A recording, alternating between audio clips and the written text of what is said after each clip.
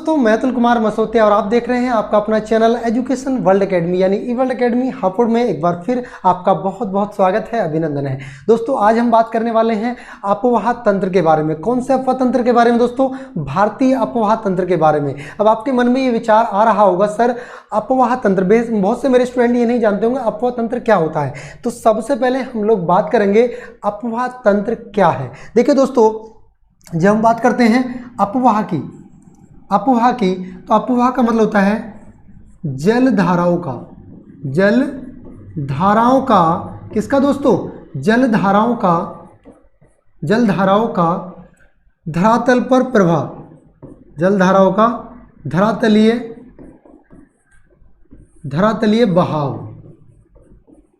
भाव या कह सकते हैं प्रभाव।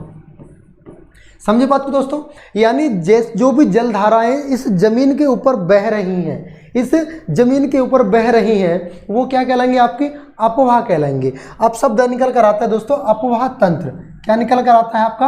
अपवाह तंत्र। अपवाह तंत्र क्या है दोस्तों? दो या दो से अधिक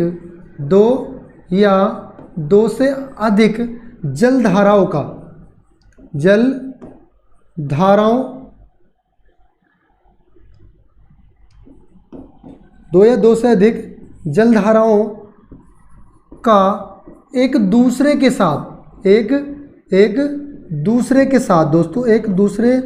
के साथ संबंध बनाकर बहना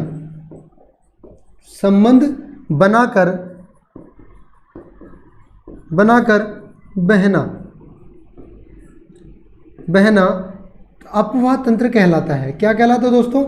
अपवाह तंत्र कहलाता है। यहाँ तक बात आप लोग अच्छे से समझ गए होंगे, ये मेरा विश्वास है। ठीक है, यानी जब दो या दो से अधिक जल धाराएं एक साथ मिलकर बहती हैं तो उनके संयुक्त रूप को क्या कहते हैं? हम अपवाह तंत्र कहते हैं। जैसे दोस्तों ये अपवाह तंत्र मैं आपको कैसे बता रहा हूँ, जैसे यहाँ से एक नदी निकलती है, ये मैं कौन सी नदी बना रहा हूँ आपको बनाने से पता लग गया होगा, ये आपकी सिंधु नदी। कौन सी दोस्तों? सिंधु। तो सिंधु से इसकी जो नदियाँ मिलेंगी, इसमें सतलज नदी मिलेगी, ठीक है, उसमें झेलम नदी मिलेगी, चिनाब नदी मिलेगी, रावी नदी मिलेगी। तो ये सारा मिलन जी कहलाएगा। क्या कहलाएगा आपका? ये सारी नदियां जो एक साथ मिल जाती हैं वो आपका क्या कहलाएगा दोस्तों? अपवाह तंत्र कहलाएगा। यानी संयुक्त अपवाह तंत्र को क्या कहते हैं? अपवाह तंत्र। समझ में बात आ गई होगी, ऐसी मैं बात रख रहा हूं। देखिए, अब एक यहां से बात समझने का प्रयास करें दोस्तों। जब हम बात करते हैं किसकी? जब हम बात करते हैं जल धाराओं की, तो जल धाराओं का क्या मतलब है? क्या हम नालों के बारे में पढ़ेंगे? क्या हम नहरों के बारे में पढ़ेंगे? बिल्कुल पढ़ेंगे दोस्तों, नालों के बारे में पढ़ेंगे, नहरों के बारे में पढ़ेंगे। लेकिन हमारे एग्जाम पॉइंट ऑफ व्यू से जो महत्वपूर्ण होती है वो है भारत की नदियां। यानी आज का जो हमारा महत्वपूर्ण टॉपिक है वो है हमारा भारत की नदियां। ठीक है, तो ये है आपका भारत की नदियां। यानी इसमें हेडिंग डाल लीजिएगा आप लोग, भारतीय नदियां। सॉरी, मैंने गलत लिख दिया है, भारतीय नदियां। यानी किसके बारे में पढ़ेंगे दोस्तों? भारत की नदियों के बारे में हम लोग पढ़ने वाले हैं। और जब हम भारत की नदियों को क्रमबद्ध तरीके से और बेहतर तरीके से समझने का प्रयास करते हैं तो भारत की जो स्थलीय आकृति है, जैसा कि मैंने आपको भारत की भौगोलिक दृष्टिकोण के अनुसार बता दिया कि भारत 4 भागों में डिवाइड होता है। एक आपका उत्तर का पर्वतीय क्षेत्र, मध्य का विशाल मैदान, प्रायद्वीपीय भारत का पठार और तटीय क्षेत्र एवं द्वीप समूह के बारे में मैं ऑलरेडी बता चुका हूँ। ठीक है, तो इसको भी हम भाई साहब कितने भागों में बांटते हैं? इसको हम 2 भागों में बांटते हैं। कितने भागों में? इसको हम 2 भागों में बांटते हैं। एक तो वो नदियाँ जो हमारी हिमालय से निकलती हैं, एक वो नदियाँ जो हमारी हिमालय से निकलती हैं, यानी हिमालय की नदियाँ हैं, हिमालय की नदियाँ। ठीक है, दूसरी क्या है? हमारी प्रायद्वीपीय भारत की नदियाँ, प्रायद्वीपीय भारत की नदियाँ, प्रायद्वीपीय नदियाँ। प्रायद्वीपीय दोस्तों कौन सी नदियाँ? प्रायद्वीपीय नदियाँ। यानी एक वो नदियाँ जो हिमालय से निकलती हैं और एक वो नदियाँ जो प्रायद्वीप भारत से निकलती हैं। अब दोस्तों एक बात आपको बताऊं, इन दोनों की खासियत समझ लीजिएगा, दोनों में अंतर क्या है, बड़े तरीके से समझना, बिल्कुल बेहतर तरीके से हम लोगों को समझने का प्रयास करना है। देखिए जो हिमालय का निर्माण हुआ है वो कहीं ना कहीं मैंने आपको बताया था प्लेट विवर्तन के सिद्धांत के द्वारा यह वलित पर्वत के रूप में हुआ, यानी एक अवसाद जब दोनों तरफ से प्रेशर पड़ा वो उठकर ऊपर उठ गया तो वो हिमालय का निर्माण हुआ। यानी हिमालय का जो निर्माण हुआ वो मिट्टी के द्वारा हुआ, यानी वहाँ पर सख्त भूमि नहीं देखी जाती। जब सख्त भूमि नहीं देखी जाती तो नदियाँ उनको काट सकती हैं, नदियाँ उनको काट सकती हैं। और हिमालय की नदियों ने करा भी कुछ ऐसा ही। हिमालयों की नदियाँ ने जैसे जैसे हिमालय का विस्तार होता गया, उभार होता गया, हिमालय का निर्माण होता गया, उनके निर्माण के साथ साथ उनकी अपनी घाटियों को लगातार काटती गई। वो क्या करा उन्होंने, अपनी घाटियों को लगातार काटती गई, हिमालय को लगातार काट के अपनी दिशा को पूर्ववर्ती बनाए रखा। इसीलिए इन नदियों को क्या कहा जाता है, पूर्ववर्ती नदियों के नाम से पुकारा जाता है। ठीक है, अब हिमालय की नदियों में हम क्या करेंगे, हिमालय की जो नदियां हैं उनको भी हम 3 भागों में पढ़ेंगे, क्योंकि मुख्य रूप से 3 बड़ी नदियां यहाँ हमें देखने को मिलती हैं। हिमालय की 3 नदी, हिमालय को हम 3 भागों में बांटकर पढ़ेंगे और बड़े ही बेहतरीन तरीके से हम लोग इसको पढ़ने का प्रयास करेंगे। देखिए हिमालय की नदियों में सबसे पहले आपकी आएगी सिंधु नदी। कौन सी दोस्तों, सिंधु नदी तंत्र, इसको पढ़ेंगे सबसे पहले नंबर पे। दूसरे नंबर की बात करें तो हम लोगों को पढ़ना है ब्रह्मपुत्र नदी तंत्र। ब्रह्मपुत्र नदी तंत्र यानी यह भी हिमालय की बड़ी नदियों में से एक है। तीसरी बात करें तो हमारे भारत की सबसे पवित्र नदी गंगा नदी तंत्र, जिसको राष्ट्रीय नदी का दर्जा दिया जा चुका है। समझ में बात आ रही है दोस्तों, यानी हम भारतीय नदियों को 2 भागों में बांटकर पढ़ेंगे, हिमालय की नदियां और प्रायद्वीपीय भारत की नदियां। जब सिंधु नदी तंत्र यानी इंडस रिवर सिस्टम, ब्रह्मपुत्र नदी तंत्र यानी ब्रह्मपुत्र रिवर सिस्टम, गंगा नदी तंत्र यानी गंगा रिवर सिस्टम। लेकिन जब हम प्रायद्वीपीय भारत की बात करते हैं तो प्रायद्वीपीय भारत की नदियों को भी हम 2 भागों में बांटते हैं। कितने भागों में बांटते हैं दोस्तों, प्रायद्वीपीय भारत की नदियों को हम 2 भागों में बांटने का काम करते हैं। जैसे यहाँ एक वो नदियाँ जो अरब सागर में जाकर गिरती हैं और दूसरी वो नदियाँ जो आपकी बंगाल की खाड़ी में जाकर गिरती हैं। तो समझ लीजिएगा, बंगाल की खाड़ी में गिरने वाली नदियाँ, बंगाल की खाड़ी में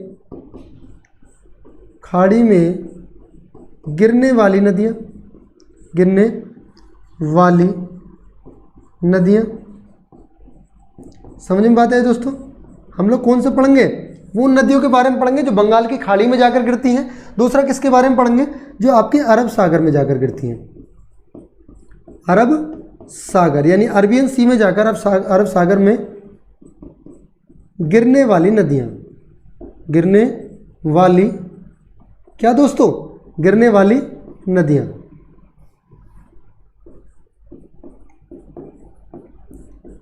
यानी दोस्तों हमें जो पढ़ना है, हमें नदियों को कुछ इस प्रकार से पढ़ना है। ठीक है, भारतीय नदियां यानी हिमालय की नदियां, सिंधु नदी तंत्र, ब्रह्मपुत्र नदी तंत्र, गंगा नदी तंत्र और तो आपके प्रायद्वीपीय भारत की नदियां। ठीक है भाई, यहाँ तक क्लियर है। आप लोग इसका एक स्क्रीनशॉट ले लीजिएगा, फिर चलते हैं बारी बारी से आगे बढ़ते हैं। देखिए दोस्तों, अब आगे बढ़े, हम सबसे पहले पढ़ेंगे हिमालय के। देखिए अब हमने एक चीज देखनी है, हिमालयाई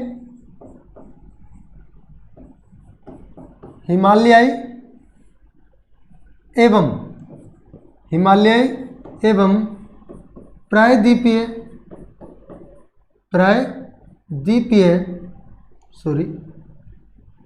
प्रायद्वीपीय नदियों में अंतर, प्रायद्वीपीय नदियों में हम लोग क्या पढ़ेंगे दोस्तों, अंतर पढ़ेंगे। यानी जो आपकी हिमालय की नदियां होती हैं और आपकी जो प्रायद्वीपीय भारत की नदियां होती हैं, इन दोनों नदियों में क्या अंतर देखने को मिलता है। यहाँ से बहुत सारे क्वेश्चन आपके पूछे जाते हैं, इसलिए मैं यहाँ से इस टॉपिक को लेकर चलूँगा। मैं ये नहीं कि आपको कोई भी टॉपिक छुटवाऊंगा, टॉपिक आपका कोई नहीं छूटेगा, टॉपिक आपका दोस्तों कोई नहीं छूटेगा, टॉपिक की आप चिंता ना करें, टॉपिक आपका सभी लेकर चलूँगा। लेकिन थोड़ा सा दोनों में अंतर हमें जानना है, दोनों में अंतर जानना है, एक कर लेंगे हम। देखिए सबसे पहली बात हम इधर देखेंगे हिमालय की नदियों के बारे में। किसके बारे में? हिमालय की नदियाँ, हिमालय की नदियाँ, ठीक है भाई, हिमालय की नदियाँ। दूसरे बारे में समझेंगे हम किसका? प्रायद्वीपीय भारत की नदियाँ, प्रायद्वीपीय नदियाँ। समझ पाते हैं दोस्तों? आइए बारी बारी से जानते हैं इन दोनों में क्या अंतर देखने को मिलता है, वो कौन से ऐसे मूल अंतर हैं जिनके बारे में जानना बेहद जरूरी है। देखिए समझने का प्रयास करें। देखिए प्रायद्वीपीय जो हिमालय की नदियाँ होती हैं, मैंने आपको क्या बताया, हिमालय की जो नदियाँ हैं उन्होंने अपनी घाटी को काटकर पूर्ववर्ती बनाए रखा। यानी आप समझ लीजिएगा, जैसे जैसे हिमालय पर्वत का निर्माण हुआ, जैसे जैसे हिमालय पर्वत का निर्माण होता गया, लेकिन अब ये नदी इधर बह रही थी, ये नदी इधर से लगातार ये इधर आगे बह रही थी। अब हिमालय के निर्माण के अनुसार इसको अपना रास्ता बदल लेना चाहिए था, इसको अपना रास्ता बदल लेना चाहिए था, लेकिन इसने ऐसा नहीं किया। क्यों नहीं किया? इसने अपना क्या काम करा दोस्तों, इसने अपने धारा को पूर्ववर्ती बनाए रखा और उन्होंने क्या करा, इस पर्वत को ही काट दिया, इस पर्वत को काट दिया। यानी कह सकते हैं दोस्तों, आप लोगों के लिए मैं यहाँ जानकारी के लिए बता दूँ, इसको क्या कहा जा सकता है। देखिए यहाँ से समझे, बिल्कुल तरीके से बताऊंगा, ध्यान से समझिएगा। यानी इन्होंने अपनी इन घाटियों में बहने का काम करा, यानी इन्होंने पर्वतों को ही काट दिया, खड़े खागार पर एक खड़े पर्वतों को काटकर एक सीधी ऐसी घाटी का निर्माण करा। अब दोस्तों देखिएगा, जब ऐसे एक घाटी का निर्माण होगा, इस टाइप की घाटी, तो ये कैसी घाटी दिख रही है आपको? ऐसा नहीं लग रहा जैसे आई बन गई हो, ठीक है, आई बन गई हो, यानी आई आकार की घाटी, आई आकार की घाटी का इन्होंने निर्माण किया। चलिए दोस्तों बारी बारी से इसको समझने का प्रयास करते हैं। मैंने चित्र के माध्यम से आपको बता दिया है, चलते हैं वापसी। देखिए पहली बात, जो सबसे पहली और सबसे महत्वपूर्ण बात, हिमालय की जो नदियां हैं, हिमालय की नदियां पूर्ववर्ती नदियां कहलाती हैं। कौन सी नदियां कहलाती हैं दोस्तों? हिमालय की नदियां पूर्ववर्ती नदियां, पूर्ववर्ती नदियां, पूर्ववर्ती नदियां कहलाती हैं। भैया जब पूर्ववर्ती नदियां कहलाती हैं, पूर्ववर्ती नदियां कहलाती हैं क्योंकि इन नदियों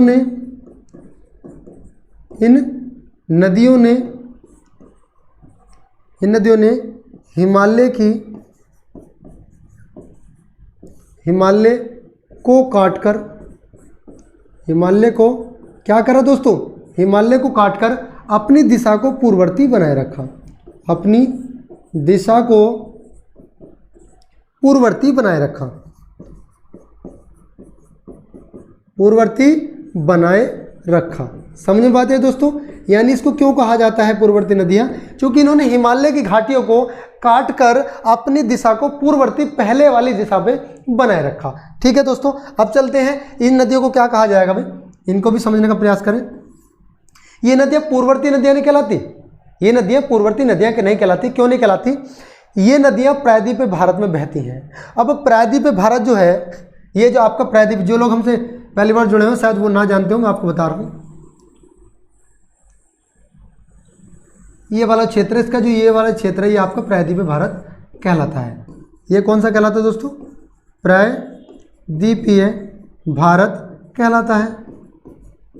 ठीक है, तो प्रायद्वीपीय भारत चूंकि ये सबसे पहला भूखंड है, सबसे प्राचीन भूखंड है, और दक्कन के पठार जैसे यहाँ पर पठारी क्षेत्र पाए जाते हैं, पठारों का पठार इसको कहा जाता है, इसीलिए यहाँ की भूमि जो होती है दोस्तों बड़ी सख्त होती है। अब जब सख्त होती है तो यहाँ की भूमि को काटना नदियों के बस में नहीं था। नदियां भी समझदार थी, नदियों ने काटना उसको उचित नहीं समझा, बल्कि ना काटकर उनके अनुसार ही बहना अपने आप को अच्छा समझा। और ये समझदारी होती है दोस्तों, जो पेड़ हवा के रुख को देखकर झुकना ना सीखे, वो टूट जाया करता है। तो अक्सर अपने आप को अगर टूटने से बचाना है तो माहौल को देखकर चलना सीखो। तो नदियाँ बड़ी समझदार है प्रायद्वीपीय भारत की। इन्होंने वहाँ के माहौल को देखा और पर्वतों के ढाल के हिसाब से, पठारों के ढाल के हिसाब से बहना चालू कर दिया। चलिए दोस्तों, जब इन्होंने उसी के ढाल के अनुसार बहना चालू कर दिया तो ये कैसे कहलाएंगे भाई साहब? देखिए, प्रायद्वीपीय भारत की नदियाँ,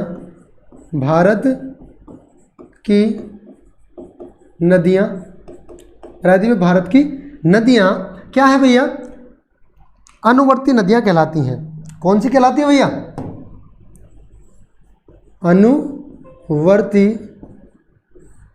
नदियाँ कहलाती हैं। अनुवर्ती नदियाँ कहलाती हैं।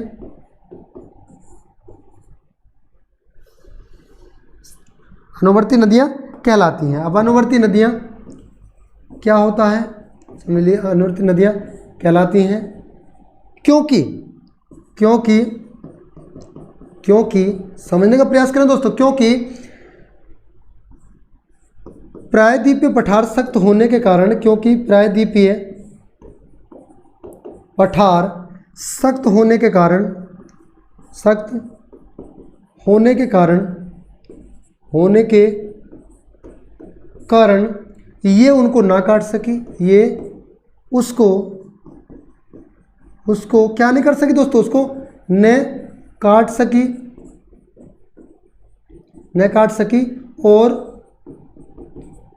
उसी के अनुसार बहना प्रारंभ कर दिया। समझे दोस्तों? अब दोस्तों देखिएगा, ये नदियाँ, इन्होंने उसकी घाटी को नहीं काटा। इन्होंने जो प्रायद्वीपीय भारत की नदियाँ हैं उन्होंने पठार को नहीं काटा। उन्होंने क्या करा? उन्होंने जैसे पठार आया, पठार सख्त था, उसको काट नहीं सकी, तो उन्हीं के अनुसार बहना चालू कर दिया। जब उन्हीं के अनुसार बहना चालू कर दिया तो उन पठारों का क्या करा? इन्होंने अनुसरण करा। जब उन पठारों का अनुसरण करा तो ये कौन सी नदियाँ कहलाई दोस्तों? अनुवर्ती नदियाँ। समझ में आते हैं दोस्तों? ये कौन सी नदियाँ कहलाई? अनुवर्ती नदियाँ कहलाई। चले दोस्तों आगे, चले भाई अब आगे बढ़ते हैं, आगे की कहानी को बयां करते हैं। देखिए, मैं आपको किसके बारे में बता रहा हूँ? हिमालय की नदियों के बारे में। ये हिमालय की नदियाँ हैं, हिमालय और प्रायद्वीप। प्रायद्वीपीय, चलो लिख लीजिएगा प्रायद्वीपीय नदियाँ, ठीक है। ये हिमालय नदियाँ, ठीक है। अब पहली बात तो हमें पता चली कि ये भैया एक हिमालय की जो नदियाँ हैं वो पूर्ववर्ती नदियाँ हैं, और जो ये नदियाँ हैं वो कैसी हैं भाई साहब? वो आपकी अनुवर्ती नदियाँ हैं। दूसरी महत्वपूर्ण बात जो इनके संबंध में जाननी जरूरी है, बेहद जरूरी है, वो भी समझ लीजिएगा। कौन सी बात ऐसी है?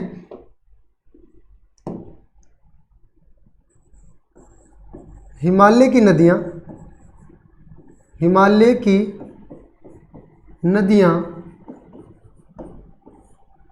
युवा नदियाँ हैं। कैसी नदियाँ हैं दोस्तों? हिमालय की नदियाँ युवा नदियाँ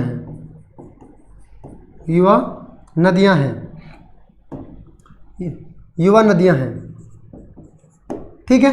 यानी युवा नदियाँ हैं, यानी अभी भी वो अपना काम कर रही हैं, अभी भी वो कुछ ना कुछ काट रही हैं, वो अभी भी अपने आप को प्रोग्रेसिव में कर रही हैं। लेकिन जो ये नदियां हैं दोस्तों, यहाँ की जो नदियां हैं दूसरी, यानी प्रायद्वीपीय भारत की नदियां, प्रायद्वीपीय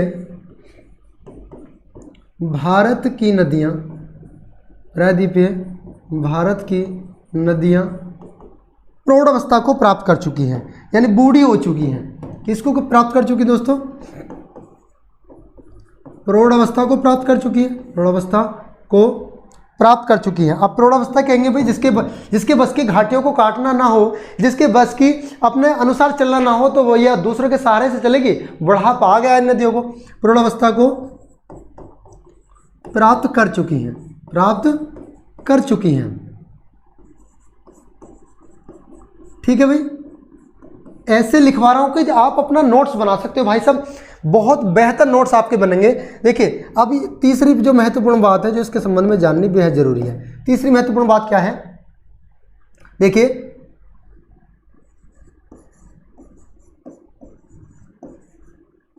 हिमालय की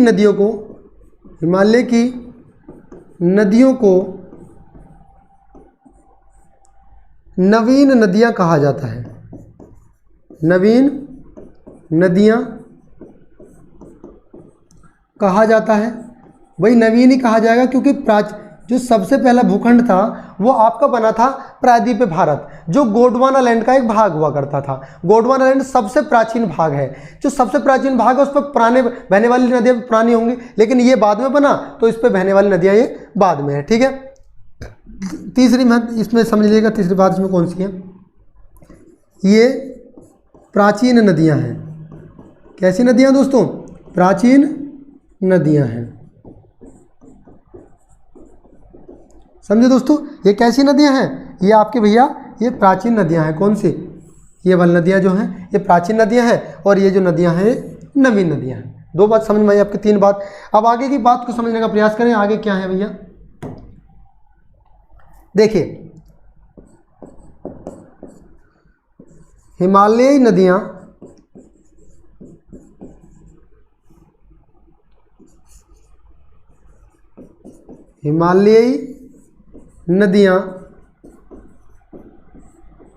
अंतर्राष्ट्रीय नदियां हैं। कैसी है भैया, अंतर्राष्ट्रीय नदियां हैं। अंतर्राष्ट्रीय क्यों कहा मैंने, इनको समझने का प्रयास करें। अंतर्राष्ट्रीय नदियां हैं,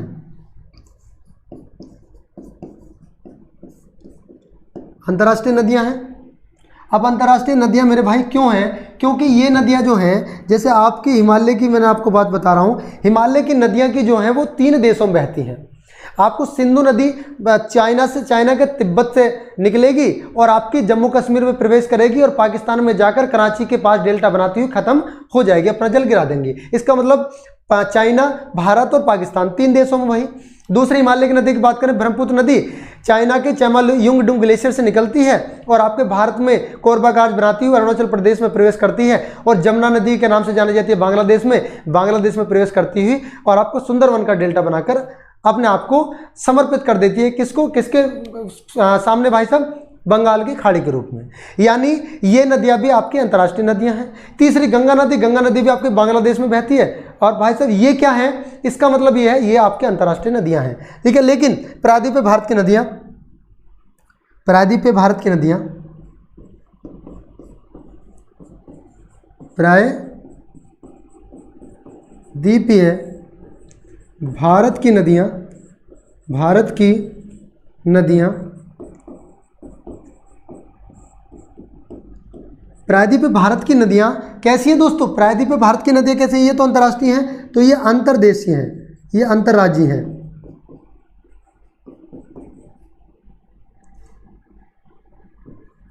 अंतर्राज्यीय नदियां हैं। अब अंतर्राज्यीय का मतलब क्या है दोस्तों, यानी जो एक राष्ट्र दूसरे राज्य के बीच में बहती हूं, ये दोनों देशों के बीच में नहीं बहती, ये दूसरे राज्य, एक राज्य से दूसरे राज्यों के बीच में बहती हैं। समझ में बात आ गई दोस्तों, समझ में बात आई नहीं आई, आप इसका एक स्क्रीनशॉट ले लीजिएगा, फिर मैं पढ़ता हूँ आगे। इन दोनों के, मैं नदियों को कैसे आपको पढ़ना है और उन नदियों में क्या क्या अंतर है, ये मैं आपको बताने का प्रयास कर रहा हूँ आप सभी लोगों के सामने, जिससे कि आप बिल्कुल क्रमबद्ध तरीके से और सही तरीके से चीज़ों को आसानी से सीख सको। ठीक है, चलिए भी आगे बढ़ते हैं, इसी को ऊपर कर लेते हैं। देखिए समझने का प्रयास करें भी। यहाँ आपको मैंने 4 बात बताई, 5वीं बात कौन सी है, जो हिमालय की नदियों को जो प्रायद्वीप की नदियों से अलग करने का काम करती है। ठीक है, जो हिमालय की नदियाँ हैं, हिमालय की नदियाँ सदानीरा नदियाँ हैं। कैसी हैं दोस्तों, सदानीरा नदियाँ हैं। अब आप कहोगे सर सदानीरा का क्या मतलब होता है, सदानीरा का क्या मतलब होता है, देखिए सदा का मतलब होता है हमेशा, नीरा का मतलब होता है नीर से, नीर, अम्बु, तोय, वारी, ये सब क्या होते हैं, जल के पर्यायवाची होते हैं। सदानीरा नदियाँ हैं, सदानीरा नदियाँ हैं। सदा नीरा नदियां हैं क्योंकि इनमें हमेशा क्या होता रहता है, हमेशा जल को क्या कहते हैं, नीर प्रवाहित होता रहता है, प्रवाहित होता रहता है। अब आपके मन में ये प्रश्न उठ रहा होगा कि सर आपने ये तो बता दिया कि ये सदा नीरा नदियां हैं, लेकिन ये सदा नीरा नदियां क्यों हैं? देखिए दोस्तों, जब हमने आपको पढ़ाया था भारत का भौगोलिक विभाजन, तो मैंने बताया था कि जो दुनिया की सर्वश्रेष्ठ चोटियां हैं, जो ऊंची ऊंची चोटियां हैं, लगभग 6000 मीटर से भी ऊंची चोटियां हिमालय में देखने को मिलती हैं। जब हिमालय में सर्वाधिक ऊंची चोटियां देखने को मिलेंगी तो उन पर बर्फ की चादरें जमी होती हैं। बर्फ की चादरें जमी होंगी तो लगातार बर्फ के ग्लेशियरों के पिघलने के कारण जल का प्रवाह बना रहेगा। लेकिन ऐसा प्रायद्वीपीय पठार की नदियों में नहीं होता, क्योंकि ऊंची ऊंची चोटियां नहीं है, जो चोटियां नीची हैं, या तो उन पर बर्फ जमती नहीं है, जमती है तो बहुत कम जमती है, इसलिए ये नदियां सदा नीरा नदियां नहीं होती। इन नदियों को क्या कहा जाता है? इन नदियों को कहा जाता है दोस्तों, ये नदी आपकी क्या कहलाती हैं, समझने का प्रयास करें। नंबर 5 पे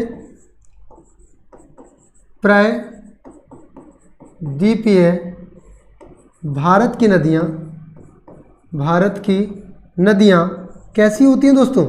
प्रायद्वीप भारत की नदियाँ मौसमी नदियाँ कहलाती हैं। ऐसी नदियाँ कहलाती हैं दोस्तों मौसमी, यानी जैसे जैसे मौसम बदलता है, मौसम बरसात का आता है, तो बरसात के मौसम में इनका जलस्तर बढ़ जाता है, और बरसात के जाने के बाद कुछ एक नदियाँ ऐसी भी हैं जो सूख जाती हैं, मौसमी नदियाँ हैं, क्योंकि इनका जल प्रवाह मौसम पर निर्भर करता है, मौसम पर निर्भर करता है। बात समझे नहीं समझे दोस्तों? आई होप कि आप लोगों को चीज़ें आसानी से समझ में आ गए होंगे। क्लियर है भाई? तो ये मैं आपको क्या बता रहा हूँ, ये मैं अंतर बता रहा हूँ हिमालय की नदियों के बीच में, और मैं आपको बता रहा हूँ किसके, आपके प्रायद्वीपीय भारत की नदियों के बीच में। ठीक है, समझ में बात आ रही है भाई? समझ में बात आ रही है या नहीं आ रही है? ठीक है, चलिए दोस्तों, उम्मीद कर रहा हूँ कि आपको जानकारी अच्छी लग रही होगी। अगर वीडियो अच्छी लग रही हो तो आप लोग इसको शेयर कर दीजिएगा, लाइक कर दीजिएगा। वीडियो दोस्तों अच्छी लग रही होगी। अगर आपको लग रहा है कि चैनल पे जितनी भी प्लेलिस्ट में आपको बना दे दी गई है, आपको मैंने प्लेलिस्ट में आपको दिया है, इंडियन ज्योग्राफी की क्लास आपको कंप्लीटली प्लेलिस्ट में मिल जाएंगी, आपको इंडियन कॉन्स्टिट्यूशन की क्लास आपको मिल जाएंगी, हिंदी की क्लास आपको मिल जाएंगी, यानी सेपरेट मैंने आपको क्लासेस दी हैं। अगर आप मेरे चैनल पर पहली बार विजिट कर रहे हैं तो दोस्तों प्लेलिस्ट में जाकर देखें, आपको बिल्कुल सीक्वेंस में मैंने चीज़ें आपको दी हैं। चैनल पर दी जाने वाली जानकारी आपको अच्छी लगे तो वीडियो को लाइक और शेयर करना ना भूलें। ठीक है दोस्तों, चलिए दोस्तों, एक मैं और बताइएगा, मैं इसमें और कौन सी ऐसी बातें हैं जो हिमालय की नदियों को और प्रायद्वीपीय भारत की नदियों से अलग करने का काम करती हैं। चलिए दोस्तों, फिलहाल के लिए इतना ही, ये चीज़ आपके लिए जाननी बेहद जरूरी है। ठीक है, चलो दोस्तों, अब आपसे विदा चाहता हूं, मिलता हूं अगली वीडियो में ऐसे ही पूरी बेहतर जानकारी के साथ, क्रमबद्ध जानकारी के साथ, एक आसान भाषा में जानकारी आपको प्रोवाइड करूंगा। तब तक के लिए आप लोग बने रहिए हमारे चैनल के साथ, ईवर्ल्ड एकेडमी के साथ, और चैनल को सब्सक्राइब कर लीजिएगा। सब्सक्राइब करके बेल आइकन को दबा दीजिएगा, जिससे कि नोटिफिकेशन सबसे पहले आपके पास पहुंच सके। दोस्तों, अगर आप ज्योग्राफी की PDF चाहते हो तो आप लोगों को क्या करना है, आप लोग 8449889709, ये आप इस नंबर पे आप लोग व्हाट्सअप करिएगा, इस नंबर पे व्हाट्सअप करें। मैं खुद इस मैसेज रिसीव करूंगा, ऐसा नहीं कोई मेरा असिस्टेंट है कि मैं उस पर भरोसा नहीं करता। आप लिख के इस पर लिखे सर कि मैं जो भी जिस भी चीज़ की आप PDF चाहते हैं, हिंदी की चाहते हैं, ज्योग्राफी की चाहते हैं या पॉलिटी की चाहते हैं, सब PDF आपको मिल जाएंगी। MCQ सीरीज भी आपको मिल जाएगी, मॉक टेस्ट सीरीज भी आपको सबके मिल जाएगा। ठीक है दोस्तों, चलिए दोस्तों, आपसे विदा चाहते हैं, मिलते हैं अगली वीडियो में ऐसे ही हंसते मुस्कुराते पूरे दमखम के साथ। तब तक के लिए जय हिंद, जय भारत, खुदा हाफिज।